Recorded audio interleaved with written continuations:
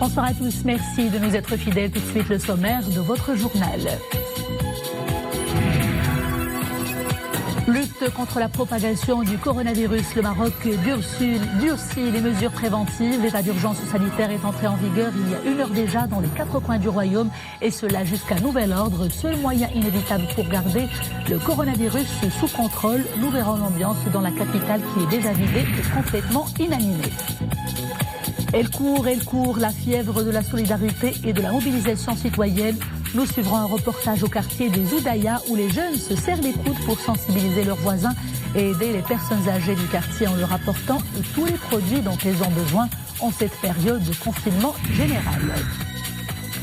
La course au développement d'un vaccin contre la menace planétaire sanitaire du coronavirus se poursuit aux États-Unis.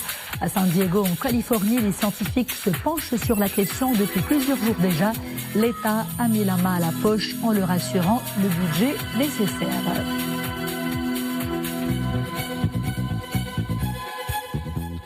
L'état d'urgence sanitaire entré en vigueur il y a 1 heure déjà dans notre pays et cela jusqu'à nouvel ordre. Seul moyen inévitable pour garder le coronavirus sous contrôle, précise le ministère de l'Intérieur. L'état d'urgence sanitaire ne signifie pas l'arrêt de l'activité économique, mais plutôt la prise de mesures exceptionnelles en imposant l'extrême limitation des déplacements aux citoyens. Les détails tout de suite avec Mariam El-Missi. Sortir sauf pour se nourrir, se soigner ou travailler. Les restrictions à la liberté de circulation ont pris effet il y a 1 heure déjà. Un état d'urgence sanitaire assorti d'un large éventail de mesures qui intervient à point nommé pour garder l'épidémie sous contrôle. حفاظاً على صحة المواطنات والمواطنين ومن بعد التطور اللي عرفوه هذا المرض. Afin de préserver la santé des citoyennes et citoyens, il a été décidé de déclarer l'état d'urgence sanitaire à partir de ce vendredi 20 mars 2020 à 18h. L'état d'urgence sanitaire signifie la restriction de la circulation, ce qui veut dire que les Marocains ne doivent quitter leur domicile que s'ils sont munis d'un document officiel obtenu auprès des agents d'autorité. Pourront uniquement sortir les personnes se rendant dans les lieux de travail, dans les établissements et administrations ouvertes. La permission est aussi accordée aux citoyens exerçant dans des professions libérales, les commerçants, ainsi que les mouvements en direction de points de vente des produits de consommation, d'hygiène ou d'entretien sanitaire. L'objectif à travers l'ensemble de ces mesures est de préserver nos enfants. En même temps, nous devons prendre conscience que les mesures prises ne devraient aucunement impliquer un arrêt de l'activité économique. Si la majorité des citoyens est tenue à limiter ses déplacements, d'autres sont tenus au même titre de sortir et assurer leur mission pour éviter un blocage de la chaîne économique et pour que la vie poursuive son cours normal. Après l'apparition avant-hier de foyers de contamination locale, les autorités marocaines redoublent d'efforts pour freiner la courbe de contamination. Privilégier l'isolement volontaire des citoyens s'affirme donc comme l'unique solution pour éviter le passage à un stade supérieur de l'épidémie. Le Maroc a pris des mesures importantes. Ce n'était pas chose facile. Pourtant, nous avons décidé de les mettre en place, vu l'apparition de cas de contamination locale. Il s'agit du seul moyen de maintenir l'épidémie sous contrôle. Notre pays a réussi à anticiper les enjeux sanitaires liés à la pandémie. Aujourd'hui, nous durcissons les mesures car nous traversons une période décisive. On s'approche du stade 2. Pour cela, j'appelle les citoyens à se conformer aux mesures décidées par les autorités pour contenir le virus. Si on ne s'isole pas contre le virus, il finira par nous isoler et ce sera trop tard pour remédier à la situation. Je souhaite adresser mes vifs remerciements à ceux qui sont sur le pied de guerre face à la pandémie. Je nomme les professionnels de la santé dans les secteurs publics et privés qui sont mobilisés pour enrayer la propagation du coronavirus. Toutefois, le déplacement pour l'approvisionnement en produits nécessaires à la vie quotidienne dans le périmètre du lieu de résidence est toujours autorisé. Les détaillants alimentaires sont appelés à travailler d'arrache-pied pour préserver la chaîne de production économique.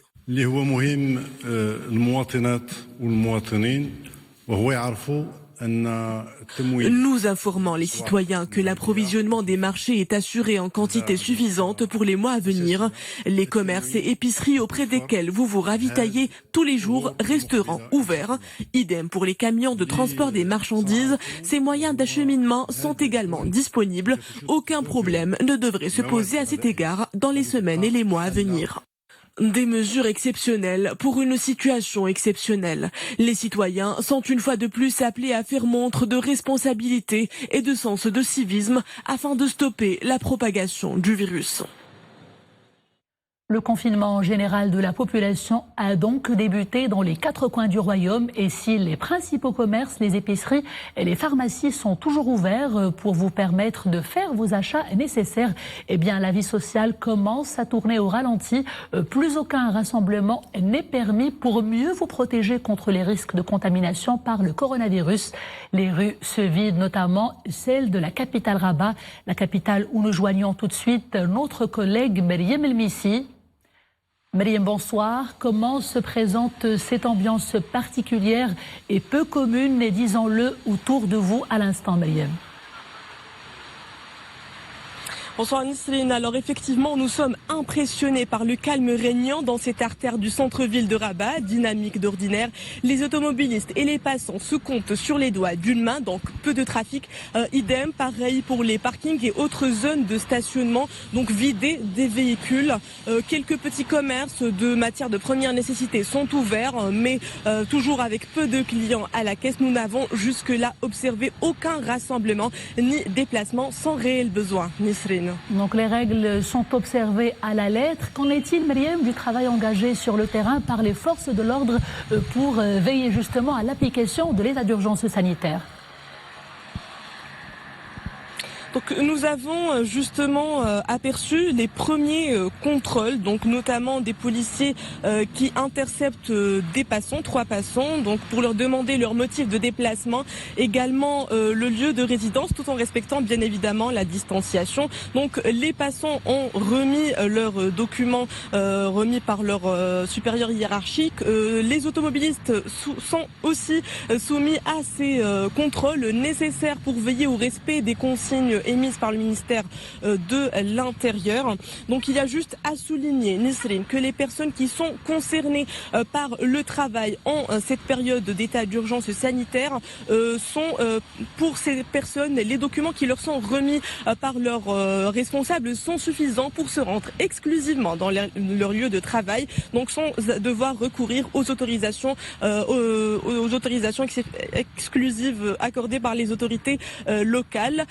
Sinon, pour tout autre déplacement hors lieu de résidence, les autorités locales veillent à la distribution au domicile des citoyennes et citoyens de ces autorisations. Donc, pas besoin de se rendre dans ces administrations pour en avoir, Nisrine. Merci beaucoup, Meriem, pour toutes ces indications et pour cette ambiance post-état d'urgence sanitaire. Et dans le cadre justement de l'état d'urgence sanitaire et de la restriction de la circulation déclarée donc depuis un peu plus d'une heure, eh bien, sachez que les agents et auxiliaires de l'autorité ont procédé depuis ce matin à la distribution de l'attestation exceptionnelle de circulation à tous les domiciles du royaume. Et écoutons à ce propos Laroussi Baloua, gouverneur et directeur de la sécurité et de la documentation au ministère de l'Intérieur.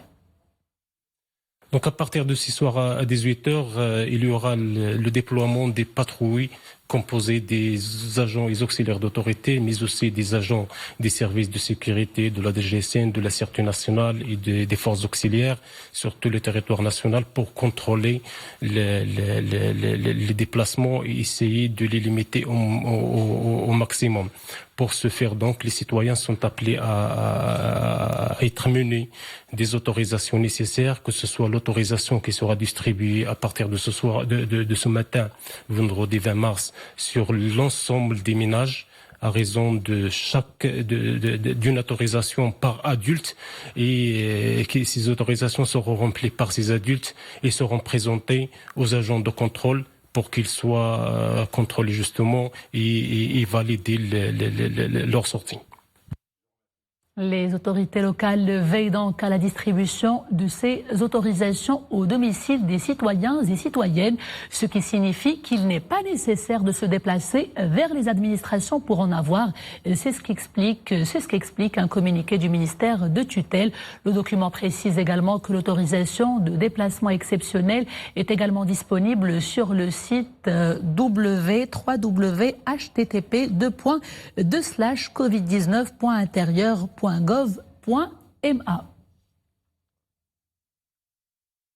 Et faisons à présent le point sur la situation épidémiologique au Maroc. Oui, nouveaux cas confirmés de contamination au coronavirus ont été enregistrés au Maroc, ce qui porte à 74 le nombre total des cas confirmés dans le royaume. Tous ces cas sont actuellement sous assistance médicale à l'hôpital où ils sont pris en charge conformément aux mesures sanitaires en vigueur. Le ministère de tutelle fait également savoir que les cas exclus suite à un résultat négatif du laboratoire sont au nombre de 349 personnes. 3 personnes ont décédé et 2 autres ont été déclarées guéries. Le ministère de la Santé invite les citoyennes et les citoyens à respecter les règles d'hygiène et de sécurité sanitaire ainsi que les mesures préventives en faisant preuve de responsabilité et de patriotisme. Et pour lutter plus efficacement contre la propagation du coronavirus depuis lundi déjà, en réponse à la demande de fatwa adressée par Amir al-Mu'minin au Conseil supérieur des Ulama, tous les mosquées du royaume ont été fermées pour les 5 prières et celle du vendredi, qui n'a pas donc eu lieu aujourd'hui pour maximiser la protection des fidèles justement. Le reportage est réalisé à Taroudan par Hijab Tamek sur un récit de Nisri El-Hamdawi.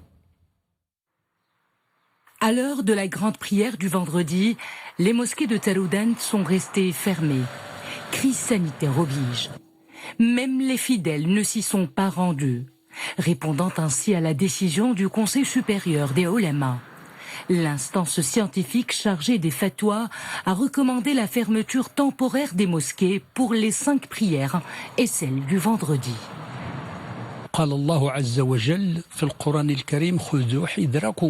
Dieu a dit dans le Saint-Coran, prenez vos précautions. L'homme doit prendre ses précautions et les mesures nécessaires pour protéger sa santé. Dieu a également dit, ne vous jetez pas par vos propres mains dans la destruction. Dieu a dit aussi, ne vous tuez pas par vous-même. Ces versets exhortent le musulman à se protéger contre les malheurs et les maladies.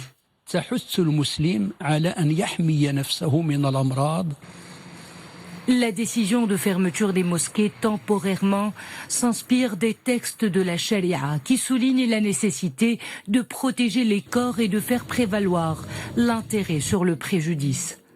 À noter que parmi les conditions de la prière, notamment dans les mosquées, figure la quiétude. La peur de cette épidémie vient annuler cette condition.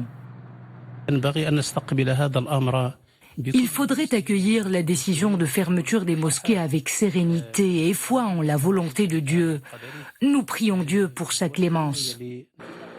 Cette mesure est temporaire. Les prières reprendront dans les mosquées dès que les autorités compétentes auront décidé que la situation sanitaire est normalisée. Et nous le disions, le Maroc a décrété l'état d'urgence sanitaire après l'annonce d'une batterie de mesures visant à stopper la propagation du coronavirus. Parmi ces mesures, justement, les mosquées qui ont été provisoirement fermées pour les 5 prières et celle du vendredi. On vient d'en parler car il y va de la santé des fidèles. Et pour en parler encore plus longuement, eh bien, nous sommes avec Amina Iraqi. Docteur Amina Iraqi, bonsoir. Bonsoir, chères téléspectatrices et chers téléspectateurs. Donc vous êtes à la fois médecin et prédicatrice au Conseil des Ulama de Rabat. Eh bien, notre religion, docteur, valorise la vie humaine. Plus que cela, elle ordonne sa préservation. Et c'est pour cela que toute cette batterie de mesures ont été prises pour stopper la propagation du coronavirus et pour inviter et prier les citoyens à rester chez eux et à respecter ces mesures d'hygiène, notamment cette mesure concernant les mosquées qui ont été fermées. Quel commentaire vous en faites ? Oui, ce que je peux te dire, que la fermeture temporaire des mosquées, elle obéit à une logique juridique musulmane qui émane des versets coraniques et des hadiths authentiques. Parmi ces hadiths, je peux citer une fois le prophète, sur lui salut et bénédiction, a demandé à ses compagnons qui étaient en voyage lors d'une nuit où la pluie était très forte et le climat était très froid, de faire leur prière là où ils sont et ne pas se déplacer pour faire la prière collective dans les mosquées. Sallu fi rihalikum. Donc ça, c'est-à-dire cette fermeture. Le déplacement pour des raisons sanitaires, pour préserver des vies humaines. Oui, pour éviter du mal aux musulmans. On peut dire la fermeture temporaire des mosquées. Et vous savez, dans les mosquées, pour accomplir le devoir de prière, les fidèles ont tendance à se côtoyer de tout près, aussi bien dans la salle de prière que dans les lieux d'ablution. Donc, respecter les mesures préventives pour éviter la propagation du virus coronavirus serait difficile. C'est pour cela que... Parce que ce sont des rassemblements massifs, ce sont des milliers de personnes qui se retrouvent pour la prière. Oui, et ça, cette fermeture, c'est une approche préventive qui est dans le même sillage de fermeture des cafés, des hammams, des établissements scolaires et universitaires. Donc c'est pour prévenir la propagation du virus dans notre pays. On doit être rassuré, on doit saluer les autorités qui ont pris ces décisions à temps pour éviter la situation où sont arrivés d'autres pays. Donc ça, c'est une... Aussi, il faut insister sur le fait que cette décision ou cette fatwa de fermeture temporaire des mosquées, elle est conforme aux principes de l'islam. Vous savez que notre charia insiste sur le fait de protéger les 5 grandes finalités. Al-Maqasid al-Kubra. Ces 5 grandes finalités, ils sont devancés par la préservation de la vie. Et les théologiens affirment que préserver les vies est avant de préserver la religion. Préserver sa vie et celle des autres. Les vies humaines sont sacrées dans notre religion. Et aussi, pour prendre des décisions religieuses et les arrêts légaux, c'est-à-dire l'ahkam sharia, on tient compte des règles de jurisprudence. Le qawa'id al-fiqhiyya. Je peux citer parmi ces qawa'id al-fiqhiyya, il y a la darara wa la dirar. C'est-à-dire, on ne doit pas causer de nuisance à soi-même, ni à l'autrui.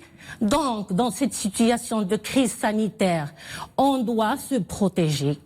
On doit se protéger, appliquer tous les moyens préventifs qui sont recommandés par les autorités de tutelle, qui sont des experts dans la prévention des épidémies. On doit... Par les professionnels médicaux également. Ça, c'est pour notre intérêt, c'est pour l'intérêt de tout le monde. Donc, on doit se protéger pour ne pas se contaminer, et aussi on doit prendre des précautions pour ne pas contaminer les autres. Il y a une règle, si on veut réussir ces mesures qui sont prises à temps et tout, on doit se comporter avec chaque personne comme si elle est contagieuse. Parce que il faut savoir que dans cette infection par le coronavirus, il y a des gens qui portent le virus et le transmettent. Mais ils n'ont pas de signes. Soit ils sont au stade de maladie, ils sont asymptomatiques lorsqu'ils ont une immunité forte, soit ils sont en phase d'incubation. Il y a la quarantaine. Cette phase d'incubation qui dure de 2 jours jusqu'à 14-15 jours. D'accord? Des personnes qui peuvent porter le virus et ils peuvent à un stade avancé, la maladie, les symptômes sont tardifs. Donc il faut prendre les précautions avec une autre personne comme si elle est atteinte. Aussi, je dois prendre, se comporter avec les autres comme si je suis contagieux. C'est comme ça qu'on peut réussir. Il y en a qui disent il n'a rien. Même s'il n'a rien, on doit prendre des précautions. D'accord. Aussi, je peux vous dire, j'ai parlé de la darara ou la dirar. Il y a une autre règle de jurisprudence, c'est que le fait de contrecarrer tout ce qui cause de mal est avant, plus prioritaire que le fait d'apporter les intérêts. Donc, le fait de fermer les mosquées, on veut contrecarrer un mal. C'est la propagation du virus dans notre cher pays. Donc, même s'il y a un intérêt, vraiment, le fait de faire la prière, mais pour une fermeture temporaire, normalement, on peut faire notre prière à la maison avec nos enfants, de façon collective et tout. Et lorsque les autorités vont nous permettre de faire cette prière, on va c'est justement pour mieux lutter contre la maladie, plus efficacement, l'endiguer, stopper la maladie, et puis que les choses reviennent à la normale après, que les mosquées soient C'est ça, si on veut reprendre le plus tôt possible, on doit respecter ça. Bien sûr, il faut se plier aux règles. Aussi bien dans les mosquées, aussi bien lors de ce confinement. Moi, je suis pour ce confinement. Lorsqu'on le fait le plus tôt possible, on va prévenir la propagation du virus. Il y a des pays qui ont regretté de ne pas entreprendre cette mesure. Bien sûr, et sur ce terrain-là, le Maroc a fait preuve d'une gestion irréprochable, anticipative, dont les résultats, Inch'Allah, nous l'espérons, seront... rassurer les citoyens. Ça doit rassurer les citoyens et éviter la panique excessive. Et on doit être optimiste que ça va, Inch'Allah, on va combattre ce virus et on va sortir de cette crise. On va gagner le combat contre le coronavirus. Et justement, vous avez évoqué tout à l'heure cette question de confinement général qui est désormais opérationnel, qui est désormais en vigueur à travers les 4 coins du royaume. Donc il faut... Et on ne le dira jamais assez, docteur, il faut se plier aux règles, respecter le confinement, respecter les règles d'hygiène, les mesures et les gestes barrières. Et on peut le répéter, on n'arrête pas de le dire sur nos plateaux et on peut le répéter car il y va de notre santé. Revenons avec vous sur les comportements à adopter, sur les gestes barrières. Voilà. Maintenant, on est dans le stade de confinement. Mais il y a des personnes qui vont sortir de nécessité, soit du travail, les médecins, les pharmaciens, les professions qui sont des... Donc, lorsqu'on va sortir, on doit prendre les précautions pour ne pas faire entrer le virus à la maison. Surtout pour toutes les personnes, mais surtout pour les personnes vulnérables, âgées, maladies chroniques et tout. Donc, voilà, qu'est-ce qu'on doit faire à l'extérieur? J'ai commencé par ceux qui vont sortir. Les mesures qu'on a déjà, tout le monde en parle, c'est-à-dire prendre une distance d'au moins 1 mètre de chaque personne, on a dit de chaque personne. Pourquoi? Parce que le virus se transmet à travers les gouttelettes de salive. Même en parlant, ça peut se transmettre. Aussi, si on veut tousser ou éternuer, il faut prendre un mouchoir jetable et le jeter à usage unique. Si on n'a pas le mouchoir, on peut éternuer dans notre coude. Parce que c'est difficile de toucher le coude une autre fois le visage, parce que si on éviter de tousser soit à l'air libre, parce que ça va se propager les gouttelettes, et ne pas tousser dans les paumes des mains. Parce que les mains, c'est pour cela que tout le monde dit que le moyen de transmission le plus fréquent, c'est les mains. Parce que les mains, si on tousse sur les mains, les virus, ils sont dans les mains.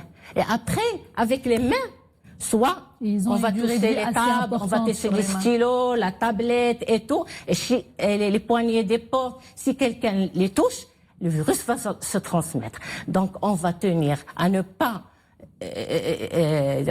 mettre le virus dans les conditions très regardant par rapport à nos mains. Les mains. Et aussi nous, on risque, même si on n'est pas malade, on risque de toucher par les mains des zones où il y a du matériel, où il y a le virus. Donc il ne faut pas toucher avec les mains les orifices naturels autres, c'est-à-dire les yeux, le nez et la bouche. Donc ces mains, il faut les mettre dans les poches.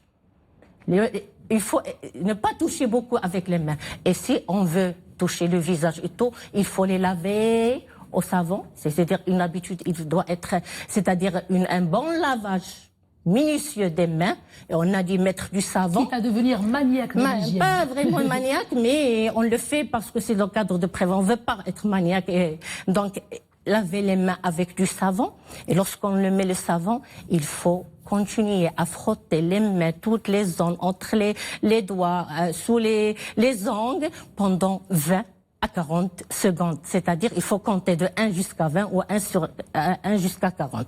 Ça, pour ne pas transmettre le virus par les mains. Donc, c'est ça. C'est pour cela qu'on a dit dès le début, il ne faut pas saluer. Parce que les mains sont sales et on risque de Qu'en transmettre est-il des vêtements, docteur? Par exemple, une personne qui se déplace pour aller au boulot avec des vêtements, qu'en est-il des vêtements? Il faut les laver tout de suite, il ne faut plus les reporter? Les vêtements, ils ne vont pas toucher le visage, les orifices. C'est parce que les portes d'entrée, ce sont les yeux, le nez et la bouche. Donc il ne faut pas vraiment les vêtements, on peut les mettre dans le soleil ou de toute façon on ne va pas toucher avec les vêtements les mains. Il faut prendre des précautions. Mais ceux qui vont sortir, je veux rappeler un conseil. En entrant, ils doivent laisser leurs chaussures dehors. Ou bien les désinfecter par l'eau de Javel, dilué à 1/6.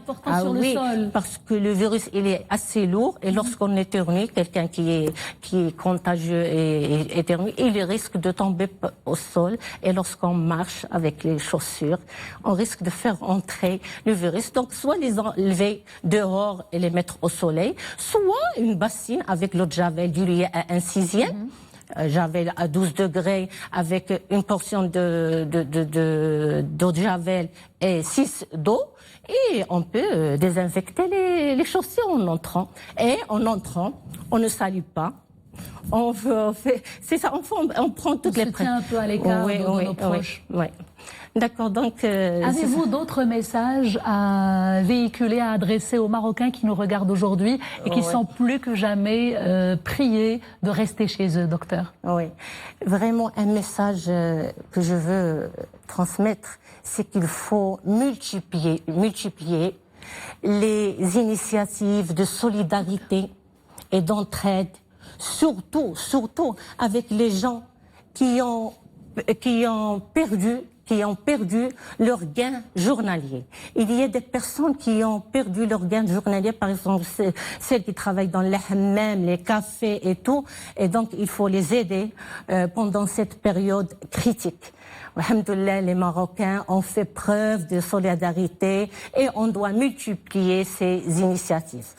Aussi, il faut, nous, dans notre doctrine musulmane, on prend les précautions, toutes les précautions possibles. Toutes les précautions recommandées par les autorités et par le ministère de tutelle et tout. Mais après, on doit s'adapter avec cette situation, c'est-à-dire pas de panique excessive et être optimiste et être sûr que tout ce qui va nous arriver d'Allah est pour notre bien. Et je veux profiter de cette circonstance. On est dans la dernière heure du jour du vendredi. C'est une heure sacrée où les prières et les invocations sont exaucées, acceptées. Qu'Allah fait sortir toute l'humanité de cette crise et qu'elle échappe et vaincre, qu'elle peut échapper et vaincre cette pandémie. Et aussi qu'Allah nous fait sortir dans les plus brefs délais de cette crise sain et serein. Amin. Merci Amine, docteur, merci pour ces conseils et surtout ces prières, ces invocations, ces implorations. Oui, c'est une heure sacrée, c'est la dernière heure du vendredi. Espérant qu'elle soit exaucée dans les plus brefs délais. On aime notre pays. Et puisse Dieu justement protéger notre pays, tous les Marocains et toute l'humanité de cette épidémie et de tous les malheurs. Merci docteur d'avoir été des nôtres. Merci. La situation sanitaire que nous traversons nourrit un bel élan de solidarité et de générosité, élan déclenché par la création sur haute instruction royale du Fonds spécial pour la gestion de la pandémie du coronavirus. Vous avez également la possibilité d'y contribuer et de verser des dons pour ce fonds. Pour les virements émis au niveau national, eh bien, il faut préciser le RIB du bénéficiaire, le nom du bénéficiaire, c'est-à-dire le trésorier ministériel auprès du ministère de l'économie, des finances et de la réforme de l'administration. L'objet du virement, c'est-à-dire le don au compte spécial lutte contre le coronavirus. Pour les virements émis de l'étranger, il faut préciser les modalités qui s'affichent à l'écran à l'instant. Les personnes intéressées peuvent également procéder au versement de leurs dons en espèces ou par chèque bancaire auprès plutôt des comptables publics relevant de la trésorerie générale du Royaume, exerçant au niveau national les trésoriers ministériels, les trésoriers régionaux, les trésoriers préfectoraux et provinciaux et les percepteurs, ainsi qu'auprès des agents comptables des missions diplomatiques et post-consulaires du Maroc à l'étranger. Grand élan de solidarité immatérielle également. De belles initiatives citoyennes fleurissent un peu partout dans le royaume pour faire face à l'épidémie du coronavirus. Au quartier des Oudaya à Rabat, les jeunes du quartier participent à titre bénévole aux efforts de sensibilisation. Plus encore, ils prêtent main forte aux seigneurs du quartier et en se chargeant des courses quotidiennes. Bref, il faut dire que la fièvre de la solidarité est partout palpable. Fouad El-Harash et Monia Marouche. Ces ruelles du quartier des Oudaya, ils les arpentent plusieurs fois par jour. Les bénévoles proposent des produits de première nécessité, notamment aux personnes vulnérables. Une solidarité sans contact physique rapproché, où les denrées alimentaires sont déposées sur les seuils des maisons. Cette initiative des jeunes du quartier met un peu de baume au cœur des bénéficiaires. J'ai 3 enfants, maintenant je ne travaille plus. Mon frigo est vide, cette aide m'est très précieuse. Chacun de nous doit rester chez lui pendant cette période. Il faut être vigilant et surtout renforcer les mesures d'hygiène. Je remercie ces bénévoles pour cette action solidaire. Monsieur, s'il vous plaît, vous veuillez regagner chez vous. Vous ne devez sortir que dans le cas nécessaire. Alors que le confinement général a commencé, la vie sociale, elle aussi, se réorganise. Sensibiliser leurs riverains à l'importance de rester chez eux et leur venir en aide au cas de besoin, c'est la mission de ces jeunes bénévoles durant cette période de confinement. Nous avons distribué des désinfecteurs, nous avons aussi distribué des masques et nous avons aussi distribué des brochures qui ont été publiées officiellement par le ministère de la Santé. Par exemple, hier, nous avons ciblé presque tous les habitants du quartier, la Casbah des Oudaya, qui représente un symbole historique de la capitale du Rabat. Nous avons fait à peu près 375 maisons dans les Oudaya. Nous avons aussi sensibilisé les passagers qui étaient au nombre à peu près d'une centaine de personnes. Comme partout ailleurs, l'entraide s'organise au quartier de la Casbah des Oudaya, de petits gestes pour faciliter le quotidien des plus démunis. Spéculation et flambée des prix en cette période d'épidémie, les autorités veillent au grain et durcissent le contrôle. Elles conduisent régulièrement des opérations dans les différents marchés nationaux. Exemple tout de suite à Khouribga, des images signées Mohamed Laroui sur un commentaire de Zakaria Mokhenbillah. Chaque jour, les autorités locales investissent les marchés de Khouribga. Des comités veillent à suivre et à contrôler les prix des produits alimentaires et autres produits de première nécessité. Ces équipes font le tour des échoppes pour s'assurer de la conformité des prix de vente aux tarifs en vigueur. Objectif, lutter contre les spéculations en cette période d'épidémie et contribuer aux efforts visant à renforcer la sécurité des citoyens. C'est une bonne initiative. Les cellules de veille inspectent les marchés et contrôlent les prix. Tous les produits alimentaires sont disponibles en quantité. Les produits de nettoyage, de désinfection et les gels hydroalcooliques sont disponibles et vendus au tarif normal. Il n'y a pas d'augmentation. Les prix sont affichés sur les produits dans le but de rassurer les citoyens.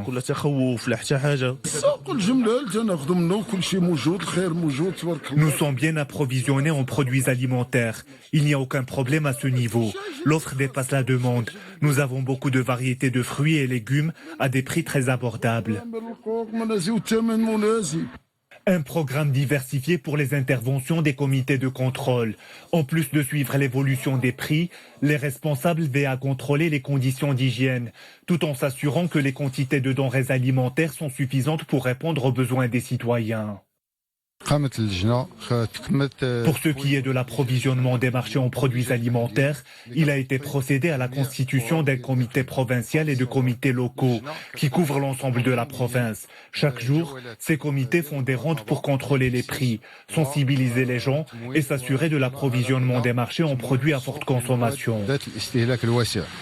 Les visites effectuées par ces comités peuvent donner lieu à l'établissement de procès-verbaux si des irrégularités sont constatées, notamment l'augmentation des produits de certains articles. Les marchés sont bien approvisionnés en produits alimentaires de tout genre, assurent les responsables. Et en cette période de confinement, les boulangeries du Royaume tournent à plein régime pour approvisionner les besoins avec une prise de conscience collective, un respect des principales mesures d'hygiène et une bonne gestion de l'espace et des clients également. Le reportage est réalisé à Casablanca par Salah Katiel. Malgré la contrainte de ne se déplacer que pour des motifs essentiels, les boulangeries-pâtisseries reçoivent beaucoup de demandes en cette période de crise. Mais ici, les consignes sont strictes. Il est interdit de toucher le pain avec les mains, sans oublier les gestes barrières indispensables pour endiguer la pandémie de coronavirus.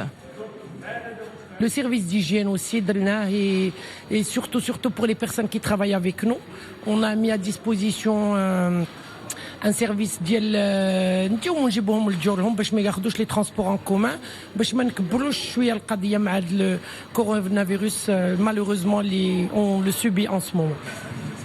La Fédération marocaine des boulangeries-pâtisseries insiste, elle, sur les mesures d'hygiène et nécessaires, que ce soit pour les employés que pour les clients.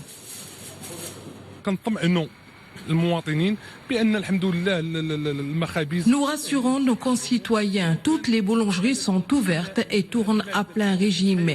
Et nous leur conseillons d'acheter leur pain au jour le jour et non pas pour le stocker dans leur frigo. Certaines boulangeries, pâtisseries ont même mis en place un service de livraison à domicile du pain en cette période, et ce afin de limiter les déplacements dans la ville, telle ici à Casablanca. À présent, cette mise au point du ministère de la Santé, contrairement à ce qui circule sur les réseaux sociaux au sujet de l'efficacité du médicament contenant la substance active du chloroquine dans le traitement du coronavirus. Ce médicament fait toujours l'objet d'essais cliniques dans plusieurs pays afin de prouver son efficacité.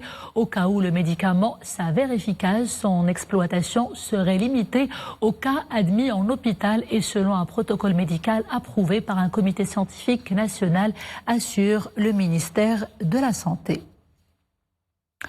Alors que les nouveaux cas de coronavirus se répandent dans le monde, la course au développement d'un vaccin contre cette menace sanitaire planétaire se poursuit notamment en France, en Allemagne et aux États-Unis. À San Diego, par exemple, en Californie, les scientifiques s'y attellent depuis plusieurs jours déjà. Un budget considérable leur a été consacré. Boubkel Ben Rabret. Dans les laboratoires de recherche, c'est une véritable course contre la montre pour la mise au point d'un éventuel vaccin au coronavirus. Les multiples phases tests donnent de l'espoir, mais le chemin semble encore loin. À San Diego, aux États-Unis, les recherches s'accélèrent. In January, the world became aware. Depuis le mois de janvier, le monde a pris conscience de ce qui s'est passé en Chine et les répercussions que cela allait avoir sur le monde. Ceci nous a poussé à accélérer les recherches pour mettre au point un vaccin. Nous sommes dans la phase test préclinique. Nous espérons mettre au point un vaccin dans très peu de temps. And now we are in the process of preclinically testing this. Des tests pourraient être effectués sur des humains dès avril. Cela permettrait de lancer une campagne de vaccination dès l'hiver prochain, affirment les scientifiques américains. Manufacturing is done here. Nos recherches nous permettront de développer un seul vaccin performant. Des tests sont actuellement effectués. Nous avons beaucoup d'espoir. Dans un mois, nous saurons s'il faudra continuer dans cette voie ou rectifier le tir. Le coronavirus est au centre d'un bras de fer entre Européens emmenés par l'Allemagne et les États-Unis. Le gouvernement allemand accuse les Américains de vouloir s'approprier un projet de vaccin contre le coronavirus développé par un laboratoire allemand. Et qu'en est-il au juste des espoirs de production justement d'un vaccin contre le coronavirus? Une chercheure marocaine à Boston, Khadija Iken, docteur en pharmacie avec expertise en immunologie, nous apporte tout de suite quelques éclaircissements. Elle a été contactée par Mohamed Eitchkal. Aujourd'hui, de Boston, Massachusetts, je vais partager avec vous l'état actuel de développement d'un vaccin contre le Covid-19. Avant d'aller plus loin, on sait que le développement d'un traitement, que ce soit un médicament ou un vaccin, nécessite d'abord de s'assurer de sa sécurité. C'est un développement qui prend beaucoup de temps, passant par des études chez les animaux avant de passer chez l'humain. Plusieurs compagnies travaillent acharnement pour développer un vaccin Covid. Présentement, un seul est en essai clinique. Il est développé ici à Massachusetts par une compagnie. Il est à base d'acide nucléique, l'ARN messager. Ce qui est un précédent avec cet essai clinique et ce vaccin, c'est qu'il est passé directement à la phase 1 sans passer par les études chez les animaux. Ce vaccin va induire les cellules humaines à produire des protéines virales qui vont induire une réponse immunitaire et donc attaquer le virus et l'infection.